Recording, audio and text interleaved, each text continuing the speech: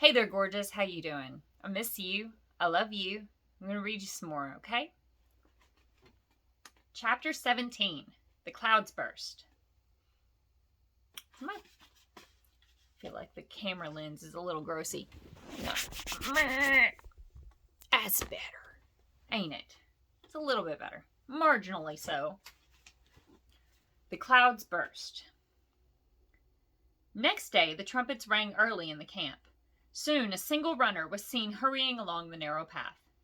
At a distance he stood and hailed them, asking whether Thorin would now listen to another embassy, since new tidings had come to hand, and matters were changed. "That will be Dane," said Thorin when he heard. "They will have got wind of his coming. I thought that would alter their mood. Bid them come few in number and weaponless, and I will hear," he called to the messenger. About midday the banners of the forest and the lake were seen to be borne forth again. A company of 20 was approaching.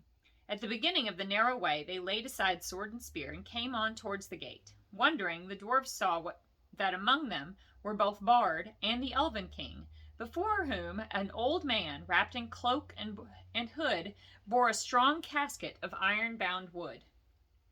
"Hail, Thorin," said Bard. "Are you still of the same mind?" "My mind does not change with the rising and setting of a few suns," answered Thorin. "Did you come to ask me idle questions? Still the elf host has not departed as I bade. Till then you come in vain to bargain with me." Is there then nothing for which you would yield any of your gold? Nothing that you or your friends have to offer?" "What of the Arkenstone of Thrain?" said he, and at the same moment the old man opened the casket and held aloft the jewel. The light leapt from his hand, bright and white in the morning. Then Thorin was stricken dumb with amazement and confusion. No one spoke for a long while. Thorin at length broke the silence, and his voice was thick with wrath. "That stone was my father's and is mine," he said. "Why should I purchase my own?" But wonder overcame him, and he added, "But how came you by the heirloom of my house, if there is a need to ask such a question of thieves?" "We are not thieves," Bard answered. "Your own we will give back to you in return for our own." "How came you by it?" shouted Thorin in gathering rage. "I gave it to them," squeaked Bilbo, who was peering over the wall, but by now in a dreadful fright. You!" cried Thorin, turning upon him and grasping him with both hands. "You miserable hobbit! You undersized burglar!" he shouted at a loss for words, and he shook poor Bilbo like a rabbit. "By the beard of Durin, I wish I had Gandalf here. Curse him for his choice of you. May his beard wither. As for you, I will throw you to the rocks," he cried, and lifted Bilbo in his arms. "Stay! Your wish is granted," said a voice. The old man with the casket threw aside his hood and cloak. "Here is Gandalf, and none too soon, it seems. If you don't like my burglar, please don't damage him. Put him down and listen first to what he has to say." "You all seem in league," said Thorin, dropping Bilbo on the top of the wall. "Never again will I have dealings with any wizard or his friends. What have you to say, you descendant of rats?" Dear me, said Bilbo. "I am sure this is all very uncomfortable. You may remember saying that I might choose my own 1/14th share? Perhaps I took it too literally. I have been told that dwarves are sometimes politer in word than in deed. The time was all the same when you seemed to think that I had been of some service. Descendant of rats, indeed! Is this all the service of you and your family that I was promised, Thorin? Take it that I have disposed of my share as I wished, and let it go at that." "I will," said Thorin grimly, "and I will let you go at that, and may we never meet again." Then he turned and spoke over the wall. "I am betrayed," he said. "It was rightly guessed that I could not forbear to redeem the Arkenstone, the treasure of my house. For it I will give 1/14th share of the hoard in silver and gold, setting aside the gems. But that shall be accounted the promised share of this traitor, and with that reward he shall depart, and you can divide it as you will. He will get little enough, I doubt not. Take him if you wish him to live, and no friendship of mine goes with him. Get down now to your friends," he said to Bilbo, "or I will throw you down." "What about the gold and silver?" asked Bilbo. "That shall follow after, as can be arranged," said he. "Get down." "Until then, we keep the stone," cried Bard. "You are not making a very splendid figure as king under the mountains," said Gandalf. "But things may change yet." "They may indeed," said Thorin, and already so strong was the bewilderment of the treasure upon him, he was pondering whether by the help of Dane he might not recapture the Arkenstone and withhold the share of the reward. And so Bilbo was swung down from the wall, and departed with nothing for all of his trouble, except the armor which Thorin had given him already. More than one of the dwarves in their hearts felt shame and pity at his going. "Farewell," he cried to them. "May we meet again as friends." "Be off," called Thorin. "You have mail upon you which was made by my folk, and is too good for you. It cannot be pierced by arrows, but if you do not hasten, I will sting your miserable feet. So be swift." "Not so hasty," said Bard. "We will give you until tomorrow. At noon we will return and see if you have brought from the hoard the portion that is to be set against the stone. If that is done without deceit, then we will depart, and the elf host will go back to the forest. In the meanwhile, farewell." With that they went back to the camp, but Thorin sent messengers by Rourke, telling Dane of what had passed, and bidding him come with wary speed. That day passed, and the night. The next day the wind shifted west, and the air was dark and gloomy. The morning was still early when a cry was heard from the camp.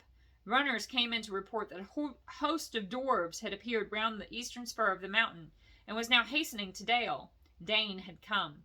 He had hurried on through the night, and so had come upon them sooner than they had expected. Each one of his folk was clad in a hauberk of steel mail that hung to his knees. That's like a kind of a poncho, sort of. It's armor. Yeah. It hung to his knees. Where were we? Oh my goodness. Okay, here we are.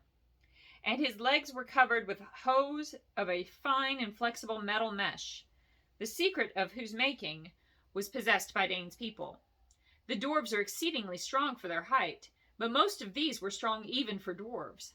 In battle they wielded heavy two-handed mattocks, but each of them had a short broadsword at his side and a round shield slung at his back.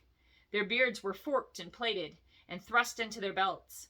Their caps were of iron, and they were shod with iron, and their faces were grim. Trumpets called men and elves to arms. Before long the dwarves could be seen coming up the valley at a great pace. They halted between the river and the eastern spur, but a few held on the way, and crossing the river drew near their camp.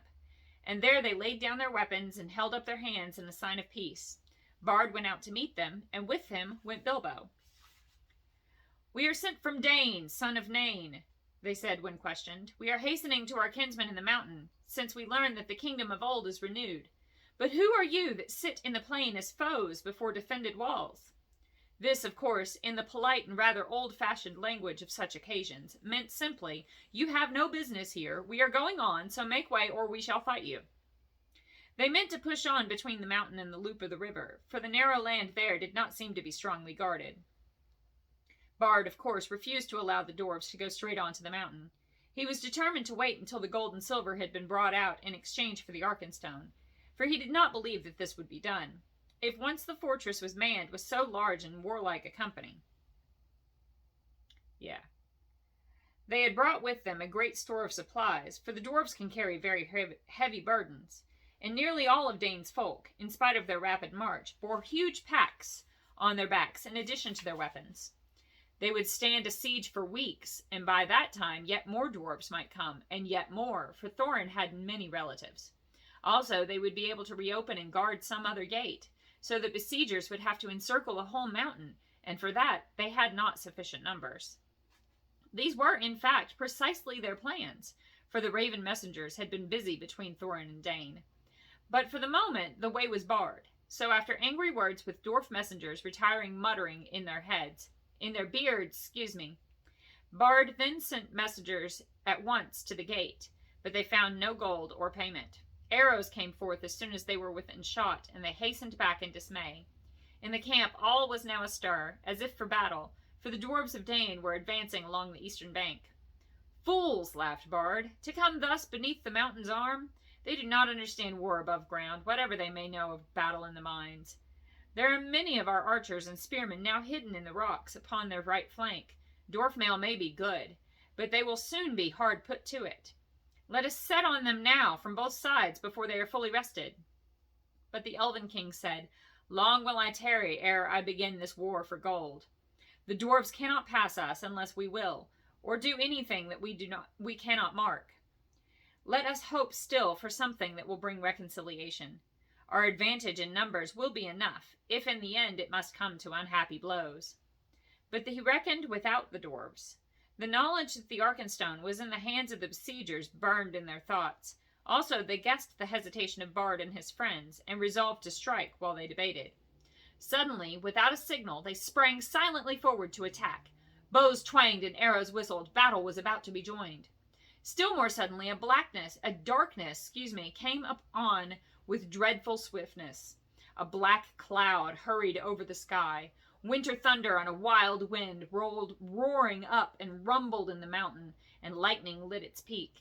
And beneath the thunder another blackness could be seen whirling forward, but it did not come with the wind, it came from the north, like a vast cloud of birds, so dense that no light could be seen between their wings.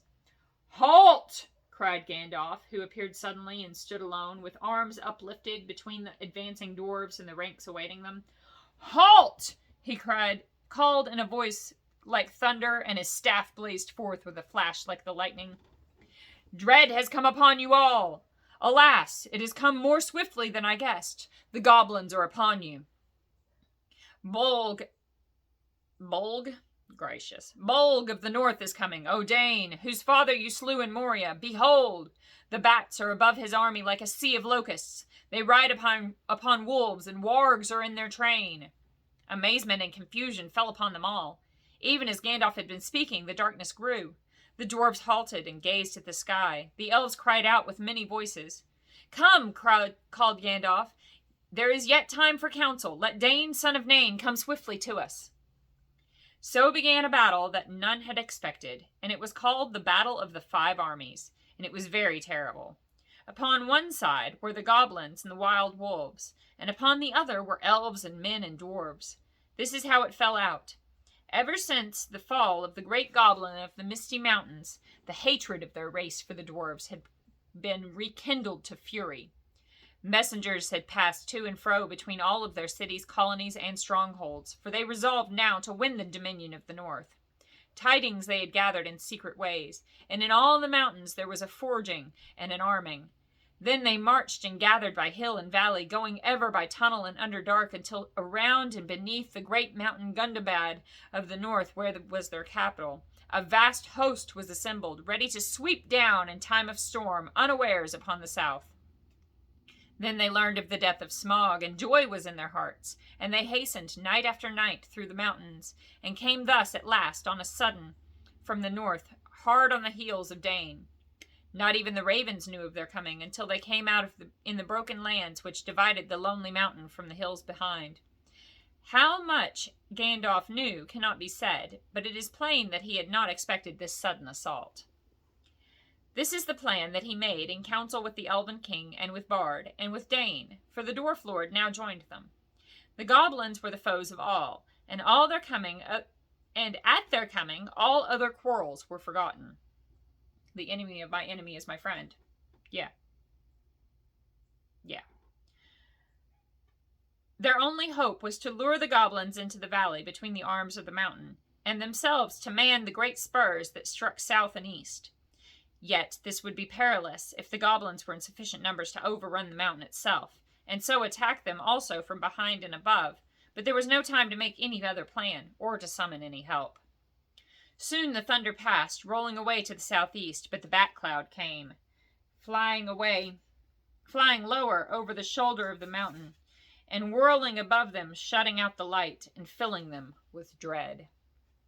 "To the mountain," called Bard, "to the mountain! Let us take our places while there is yet time."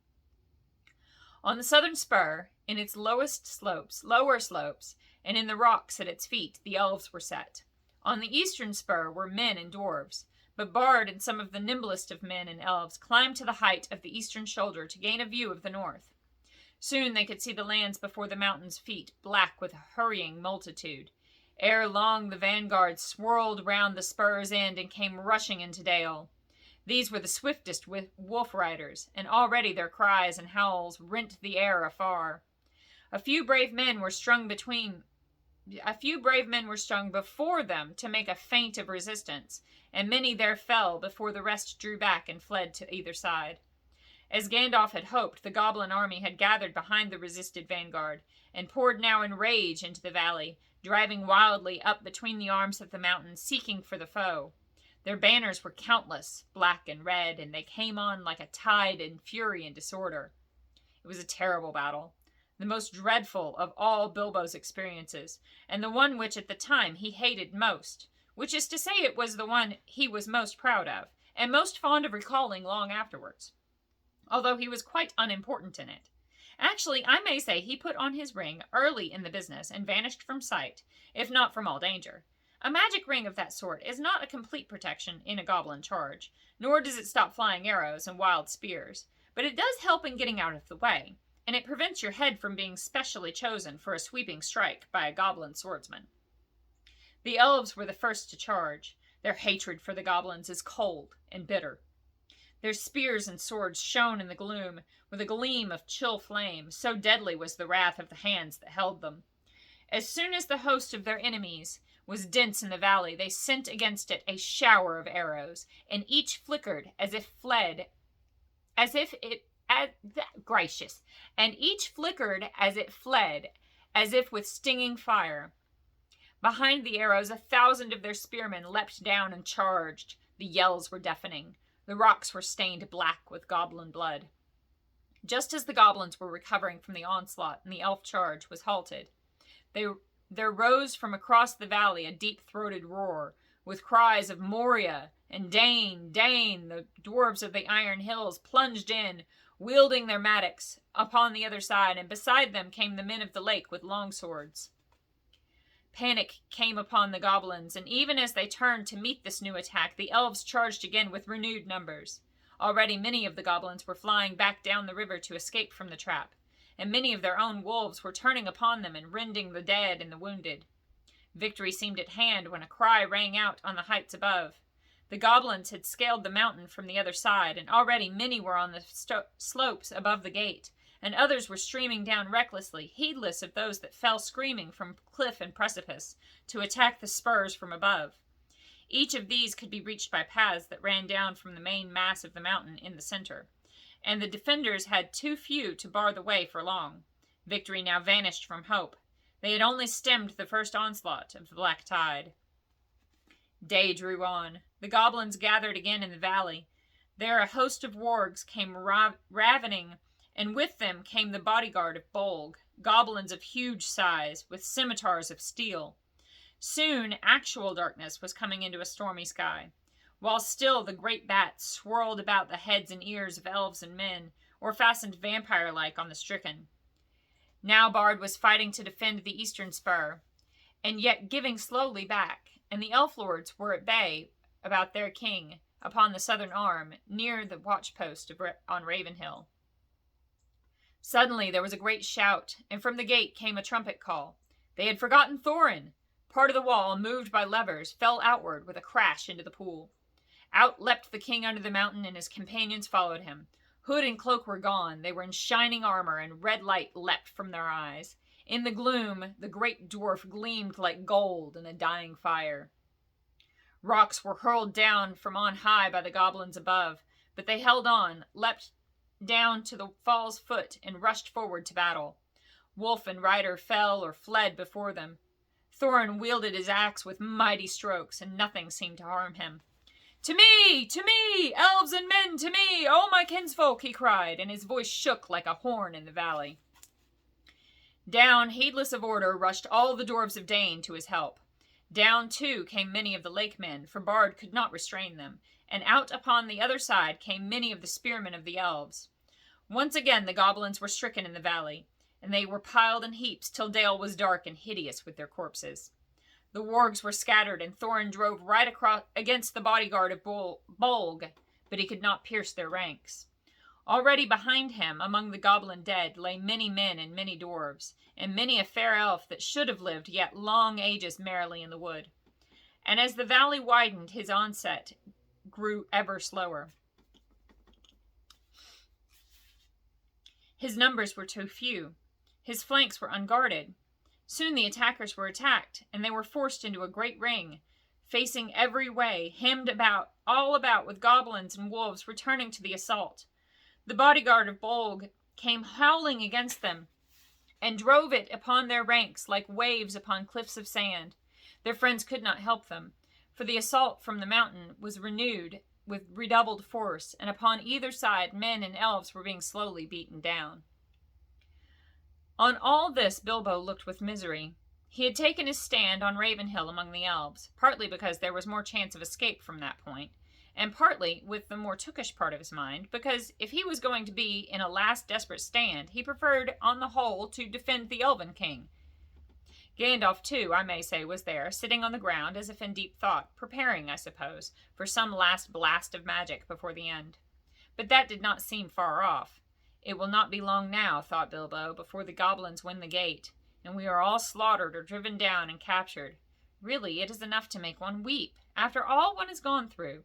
I would rather old Smaug had been left with all the wretched treasure than that these vile creatures should get it. And poor old Bombur, and Balin, and Fili, and Kili, and all the rest come to a bad end. And Bard, too, and the Lake Men, and the merry elves. Misery me! I have heard songs of many battles, and I have always understood that defeat may be glorious. It seems very uncomfortable, not to say distressing. I wish I was well out of it. The clouds were torn by the wind, and a red sunset slashed the west. Seeing the sudden gleam in the gloom, Bilbo looked round. He gave a great cry. He had seen a sight that made his heart leap. Dark shapes, small yet majestic against the distant glow. "The eagles! The eagles!" he shouted. "The eagles are coming!" Bilbo's eyes were seldom wrong. The eagles were coming, down the wind, line after line, in such a host as must have gathered from all the eyries of the north. "The eagles! The eagles!" Bilbo cried, dancing and waving his arms. If the elves could not see him, they could hear him. Soon they too took up the cry, and it echoed across the valley.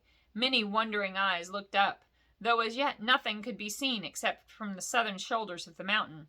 "The eagles!" cried Bilbo once more, but at that moment a stone hurtling from above smote heavily on his helm, and he fell with a crash and knew no more. And that's the end of chapter 17. Next we've got chapter 18 and chapter 19, and then the book is done. Are you excited or are you sad that it's almost over? I'm kind of a little sad that it's almost over. I've been really enjoying reading this to you. I think I may have to read you some more stuff after this is done. What do you think? Do you think that's a good idea?